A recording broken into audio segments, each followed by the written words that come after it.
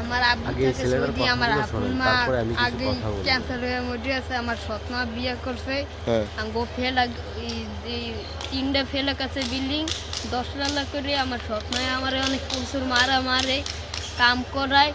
তারপর যদি না কাম করি খেলতে যাই, এর লেগে আমার অনেক মারে। তোমার মানে আপন মা যেটা আছে ওইটা মারা গেছে। ও, সৎ মা মানে তোমার আব্বু আরেকটা বিয়ে করছে। এই- তোমার আব্বু এখন কোথায়? এই পাও কাটা ছাড়া ওই যে কোন পাকট আছে রে? এই পাও আর এই ছাড়া আর এই যে বাদে যে গাছ দাগ আছে মাইরে বানাইছে। হায় হায়, তাহলে তুমি কমলাপুরে কতদিন ধরে? আমি কমলাপুরে রয়েছি 1.5 মাস।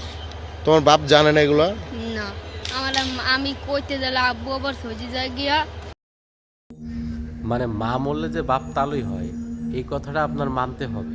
কারণ এই নাবালক শিশুর কথাগুলো শোনার পরে আপনার বিবেকের কাছে আমার প্রশ্ন যে এই নাবালক শিশু কি এমন অপরাধ করছে যে তার সৎ মা তাকে এভাবে মারধর করে এবং এইভাবে তাকে না খাইয়ে বাড়ির থেকে সে চলে আসার পরও তার খোঁজ নেয় না। ঘৃণা করি ওই প্রবাসী বাবাকে, যে বাবা প্রবাসে থেকেও এই সন্তানের খোঁজ নেয় না, খোঁজ রাখে না।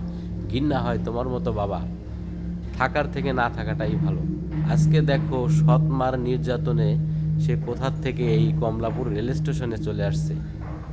তুমি একটা বাবা জন্ম দিছো, তোমার এতটুকু কি জ্ঞান বুদ্ধি নাই যে এই সন্তানটার খোঁজ কি তোমার রাখা উচিত ছিল না?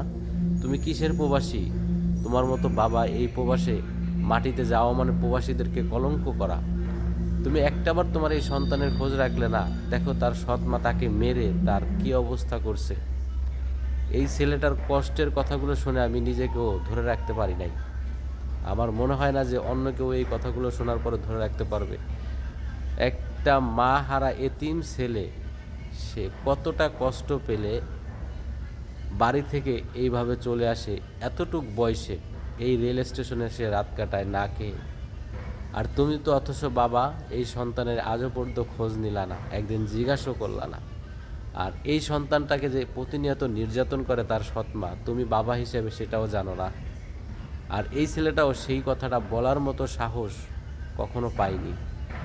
আজকে সে কম দুঃখে এইটুক বয়সে সে বাড়ি থেকে চলে আসলো। ঘৃণা করি ওই সৎমাকে। তোমার মতো নর পিশাচ এই বাংলার জমিনে আর যাতে কারোর ঘরে না হয়।